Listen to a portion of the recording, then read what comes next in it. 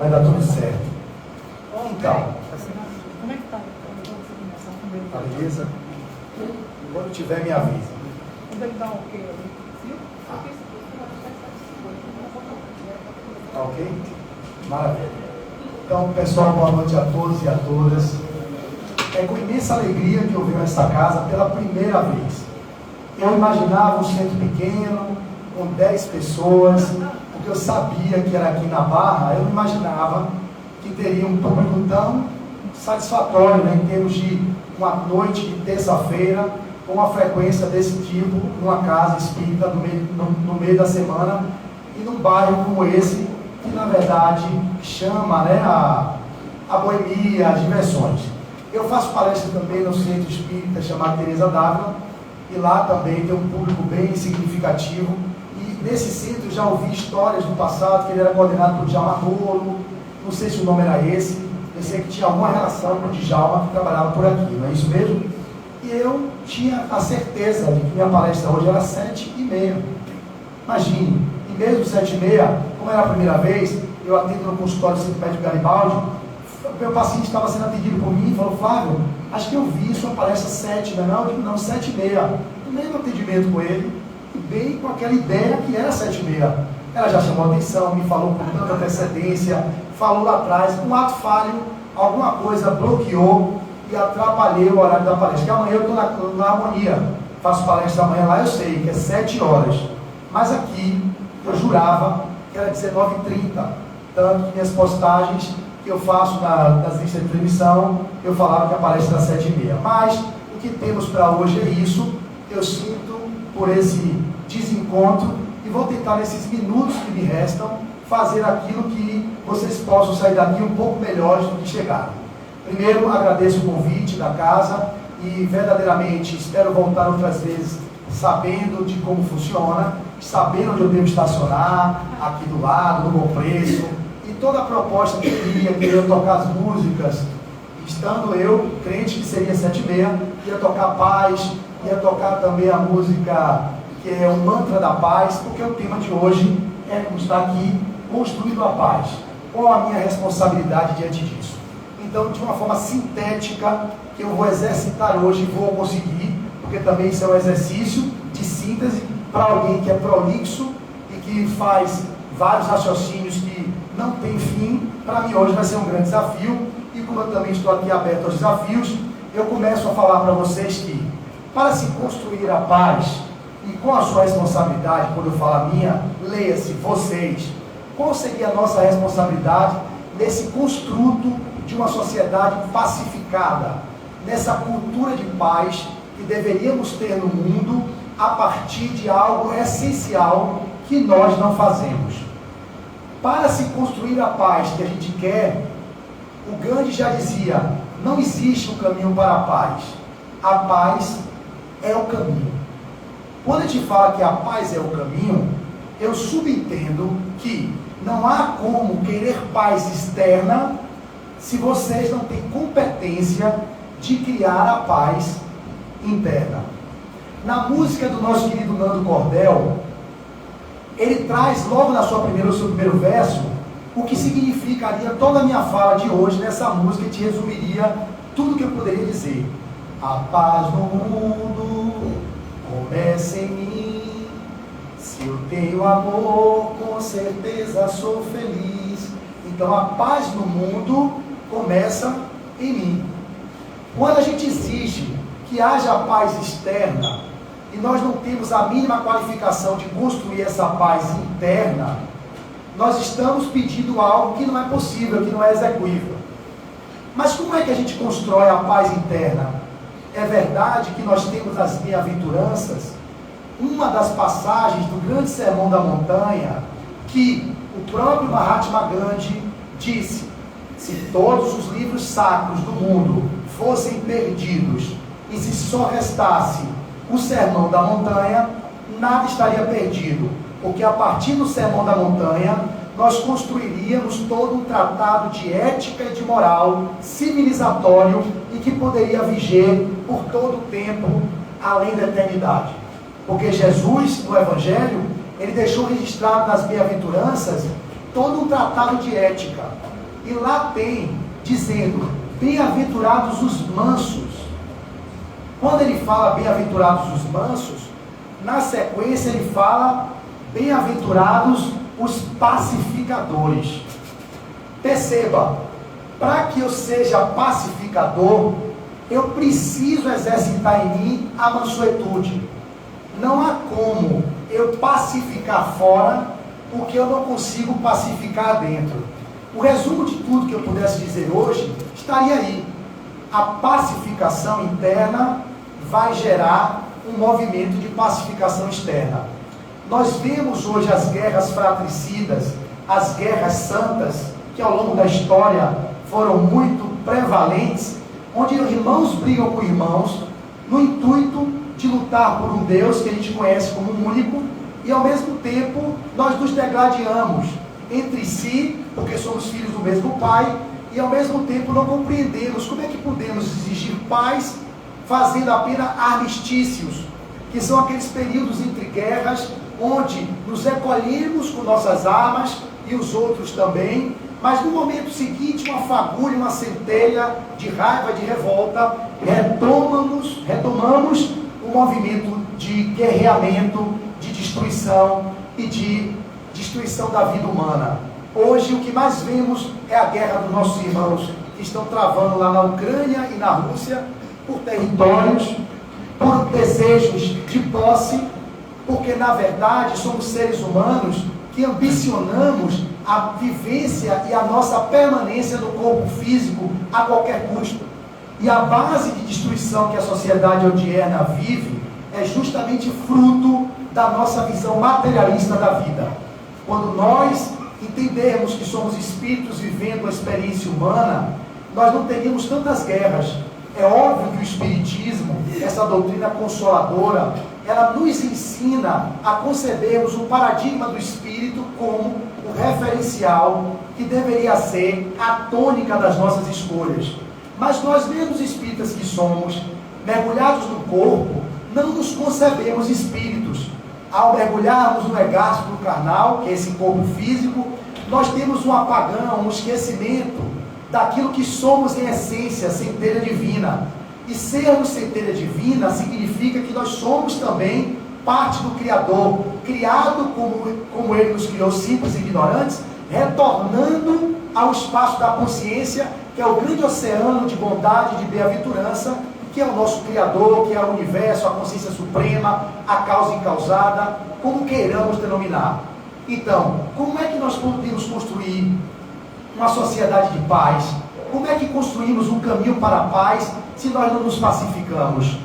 Quantos de vocês, e aí eu me incluo em primeiro lugar, porque sei o quanto, quando eu falo para mim em primeiro lugar do que para vocês. A experiência do expositor espírita não é sobre falar para vocês, é falar para mim, para ver se ouvindo o que eu falo, eu consigo me qualificar e me tornar uma pessoa melhor nesse mundo. Eu vejo o quanto ainda sou tomado pela ira, o quanto ainda sou tomado pela raiva, o quanto eu sou tomado pela fúria, e educar essas emoções só se dá quando vocês fazem um movimento de mergulho para dentro. Não há como vocês vivenciarem paz negando o quanto vocês têm de animosidade, o quanto vocês trazem de ressentimento, o quanto vocês trazem de raiva. Reconhecer isso num simbolismo que aparta perceber que sou ainda ou estou raivoso, aceitar, refletir sobre isso, decidir mudar isso e atitude de mudança. Essas 5 letras seriam o resumo do que seria o movimento para dentro, para encontrar um caminho de paz interior, para que essa paz possa se reverberar no mundo externo. Então, perceber a minha arrogância é o primeiro passo para que eu consiga transformar-me num ser melhor. Perceber a minha ira é o primeiro passo que eu devo traçar para depois conseguir construir a paz que precisa viver dentro de mim. Mas perceber o quão raivoso, o quão cheio de ira nós estamos, nós reprimimos e colocamos debaixo do tapete. E não é negando como vocês estão que vocês construirão um ser melhor. É acolher a sombra no nível do que é possível, do grau de desenvolvimento que vocês atingiram, para que possa se revelar a luz. E nesse simbolismo da ira, perceber a ira, aceitar que ainda tenho ira ou raiva, refletir sobre o porquê, ou por que eu ainda me encontro assim, depois disso decidir que isso não funciona mais para mim, e a partir de uma decisão, ter uma atitude. Essa atitude é que vai levar à ação da mudança. Essa transformação do pacificador no mundo, ela começa por um movimento de reconhecimento da animosidade, do grau de impaciência que ainda existe em cada um de nós. Então o verbo paz ou paciência, podemos ter a mesma origem etimológica, vem de pasear. Pasear significa um verbo, fazer paz. Então, bem-aventurados os pacíficos, que é tido como um equívoco na tradução, é bem-aventurados os pacificadores, que são os fazedores de paz. Porque pacífico denota que a gente estaria no estado de alheamento, de paralisação, e não é essa a proposta do Evangelho. A proposta é bem-aventurados os pacificadores, porque quando pacificadores nós nos tornarmos, significa que nós seremos os que farão a paz acontecer no mundo. Ela só não existe porque nós não temos a paz dentro do nosso mundo íntimo. E é esse mundo que vivemos, onde os irmãos matam uns aos outros por serem tomados pela ira, pela revolta, pela raiva, porque não conseguem encontrar um lugar de silenciamento para assim ouvir o Deus interno, poder manifestá-lo no mundo externo. Isso me vem uma fala de nossa querida Madre Teresa de Calcutá. Eu não vou falar ipsis verbis o que ela disse, mas isso resumiria, para nós irmos finalizando, eu tenho até 8, pode ser até 8, eu fico mais tranquilo, que eu consigo finalizar com mais tranquilidade. Até 8, tudo bem para vocês? Está tranquilo? Então vamos lá. Madre Teresa de Calcutá, ela vai trazer uma passagem sobre o diálogo com o repórter, quando ele pergunta a ela, e pergunta: Madre, como é que você faz para falar com Deus? E aqui eu anotei, às vezes eu cito de memória, mas é melhor que eu vá na fonte e possa mostrar a vocês o que ela responde. Quando o repórter perguntou a ela como é que ela faz para poder ouvir Deus, ela diz assim: certa vez perguntaram a Madre Teresa de Calcutá: Madre, como oras? E ela respondeu: eu, quando oro, entro para dentro de mim e faço silêncio para ouvir a Deus. Percebam. Então questionaram a ela: e o que Deus lhe diz, Madre? E ela então completou: quando Deus me vê em silêncio para ouvir a Ele, Ele também faz silêncio para ouvir-me a mim. E de silêncio para silêncio, tudo é dito e nada necessita ser falado. Olha que lindo. Olha, isso para mim foi um exemplo maior do que nós não fazemos. Ele perguntou: como é que ele faz para ouvir você? Ela diz: é no silêncio que eu fico e no silêncio que ele faz, tudo já é dito no silêncio e nada necessita ser falado. O que é que isso está trazendo? Um espaço de presença. Quando nós estamos com alguém, quando nós estamos verdadeiramente presentes ao lado do outro, no sentido de estou aqui, não precisa se dizer nada para o outro. Você pode sim conviver. Às vezes eu peço à minha esposa a necessidade de ter o contato, né, do silêncio, do tempo de qualidade ao lado dela. A vida vai trazendo a gente um monte de demandas, e quando vocês percebem, vocês se perderam de si próprios e esquecem do ser que você se apaixonou em um dia, e a mesmice do cotidiano termina lhe afastando do cuidado, da delicadeza, da gentileza no trato. E o exemplo maior é nessa convivência conjugal, na conjugalidade, porque é lá na família que a gente pode repercutir a paz para o mundo. A paz começa na célula maior da sociedade, que é o núcleo familiar. E quando os casais são homoafetivos ou heteroafetivos, ou qualquer denominação de família que se dê, quando eles se estruturam numa cultura de paz no próprio lar, vocês repercutem filhos mais saudáveis, que pode gerar uma sociedade mais saudável. Não é sobre ser pessoas que vão para a rua polarizando, como ativistas de qualquer jeito, querendo impor à sociedade mudanças que vem de fora para dentro, elas não se estabelecem, porque elas não foram um construto interno. Para que nós possamos repercutir numa mudança externa, é preciso que haja uma mudança interna. Então toda a minha fala vai ser sempre nesse sentido, é o chamado para dentro. O que Madre Teresa fala, é no seu silêncio que nada precisa ser falado, e tudo é escutado. Nós não paramos para ouvir Deus. Ouvir Deus não é o Deus fora, porque nós somos centelha divina. Se eu sou centelha divina, eu sou Deus. Só que eu não sei que sou, porque eu não faço mergulho para dentro. Jesus diz, vós sois deuses, só que não se concebem como Deus, vivemos como seres dissociados da consciência suprema. Mas esse encontro com Deus, com o divino, é preciso fazer o autodescobrimento, o autoencontro, o autoconhecimento, como na questão 919 do Livro dos Espíritos. Conhece a ti mesmo, o sábio da antiguidade, vô-lo disse. Como nós não fazemos esse caminho para dentro, e que Santo Agostinho recomenda, o mergulho no balanço do que foi o seu dia, para nesse balanço do dia, identificar suas más inclinações, porque nós sabemos também que o verdadeiro espírita não é aquele que não erra mais, é aquele que se esforça no dia a dia para tomar as más inclinações. Significa que eu já tenho más inclinações. Qual o propósito da transformação? Tomá-las, não negá-las, não reprimi-las, não colocar para debaixo do tapete e ser tomado por elas. Como a gente vai dizer, o efeito sombra. A sombra que a gente oculta, que a gente não olha, ela nos toma em situações que às vezes são as mais improváveis.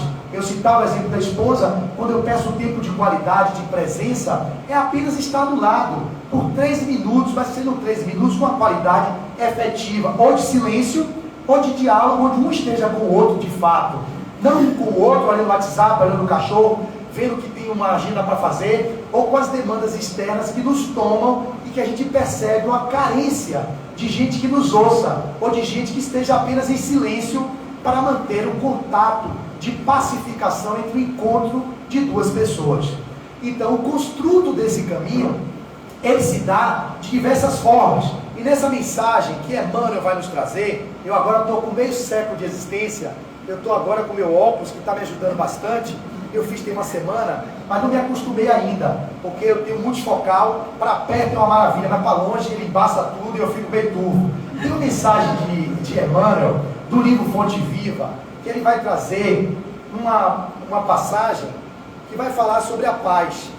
Eu marquei essas coisas todas, né, durante meus estudos, só que às vezes a gente perde essas marcações, porque a gente marca e depois vai procurar e não é o lugar que estava marcado. Eu já vi que não é essa página não, eu vou deixar para lá. Mas ele fala da paciência como caminho de paz. Como eu não tenho tempo, não dá tempo para ficar procurando onde está o texto que eu marquei. Então é melhor deixar quieto para ganhar tempo com a minha própria intuição. Emmanuel, fica tudo para a próxima. Se ela me convidar, né?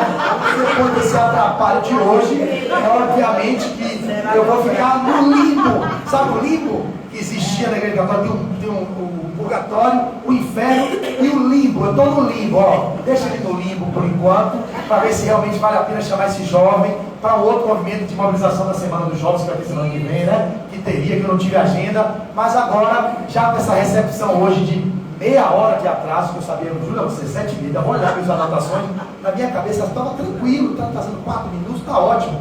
Meia hora, nunca, eu acho, com 12 anos de expositor espírita, eu nunca atrasei 30 minutos para poder chegar na palestra, nunca. 5 minutos já, mas 30, jamais. Eu marquei 7h30 na minha cabeça e o paciente me alertou. Flávio, eu vi no seu Instagram, é 7 horas a palestra. Eu digo, não, é 7h30, 7 horas é de amanhã do La Harmonia. Olha, se eu visse meu anjo diante de mim, eu estaria chegando no horário. Eu fui relaxando com ele, saí do consultório rapidinho, são 10 minutos para cá, e aí chega 40 minutos, não tem graça. Mas voltando, a paciência que precisa ser construída, ela vem de um princípio que vocês precisam entender que paciência e paz estão intimamente ligados. E no Evangelho, aí eu acho que eu consigo marcar e acho que eu consigo entrar, meu Deus me ajude, está aqui, eu acho que eu marquei certinho, esse eu vou ler para vocês. Vocês sabem que no Evangelho tem uma passagem sobre a paciência, não sabem? No capítulo, bem-aventurados aqueles que são brandos e pacíficos.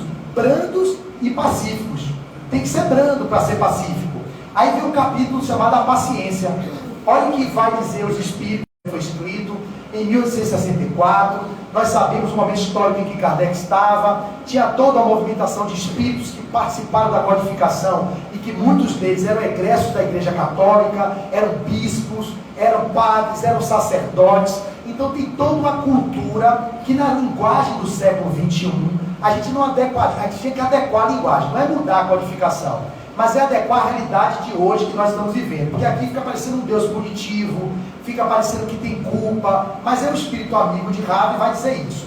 Sede pacientes, a paciência é também uma caridade, e deveis praticar a lei da caridade ensinada pelo Cristo, enviado de Deus. A caridade, que consiste na esmola dada aos pobres, é a mais fácil das caridades.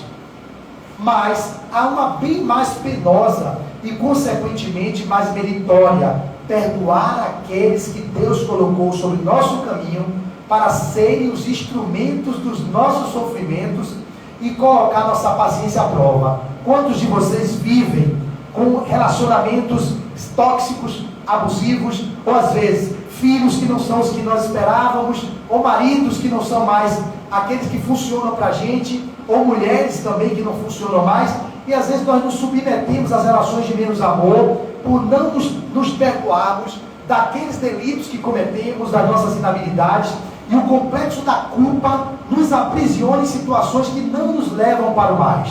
Isso caberia uma nova exposição, que não vai ser o momento de falar sobre isso agora, que o meu viés é sempre o autoconhecimento. Como terapeuta, eu sempre levo para o processo do autoconhecimento. Então, quando você tem o chamado de pessoas que são colocadas ao nosso lado, é para exercitar sua tolerância e paciência, sim. Mas muitos de vocês não têm estrutura psicológica e emocional para suportar relacionamentos abusivos por longo tempo e se submetem. Por que se submetem? Porque não tem o auto-amor, a autovalorização, o autoconhecimento necessário para poder botar limite quando aquilo já não funciona mais. Eu não estou falando que nos primeiros perrengues, nos primeiros desafios, nos primeiros enfrentamentos de uma relação de amizade ou de conjugalidade, você deva jogar uma toalha sobre isso. Não. Mas tem pessoas que perpetuam. O perpetrador continua perpetrando a vítima, e a vítima se submetendo àquilo por traumas que viveu, por não se sentir merecedora de uma relação menos tóxica, e aí você perde a paz, que vai começando no convívio da conjugalidade, que repercute na criação dos filhos, e aí nós estamos com a sociedade como estamos, e não entendemos por que a sociedade está como está. Tudo começa no ser. E para finalizar, a vida é difícil, eu sei. Ela se compõe de mil nadas, que são picadas de alfinetes que acabam por ferir, mas é preciso considerar os deveres que nos são impostos, as consolações e as compensações que temos por outro lado, e então veremos que as bênçãos são mais numerosas do que as dores. O fardo parece menos pesado quando se olha para o alto do que quando se curva a fronte para o chão. Coragem, amigos. O Cristo é o vosso modelo. Ele sofreu mais do que qualquer de vós e não tinha nada a se censurar, enquanto que vós tendes vosso passado a expiar e fortalecer-vos para o futuro. Sede, pois, pacientes, sede cristãos. Essa palavra encerra tudo. Um espírito amigo, em Havre, 1862.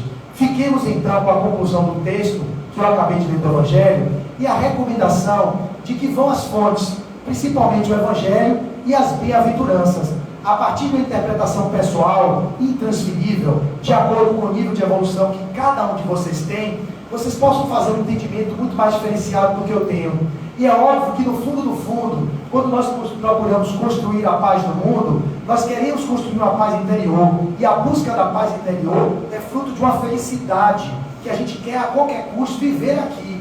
E para ser feliz, existe uma máxima, que a felicidade aqui do mundo é relativa. A felicidade absoluta ainda não é desse mundo. Nós compreendemos, mas nós podemos viver uma felicidade relativa aqui. E essa felicidade relativa passa por uma aceitação do nível em que vocês se encontram, sem acomodação. Cultivando paz dentro de vocês, vocês conseguirão alcançar a felicidade possível, para que assim transitem para a felicidade absoluta, que é quando vocês se unirem com a consciência suprema e se tornarem uno com Deus. E nessa história eu finalizo. Um jovem que buscava essa paz, que buscava essa felicidade, e aqui minha amiga, eu termino de fato, ele simplesmente falou ao pai: meu pai, eu não estou mais feliz nessa vida, eu não tenho paz, eu preciso de paz.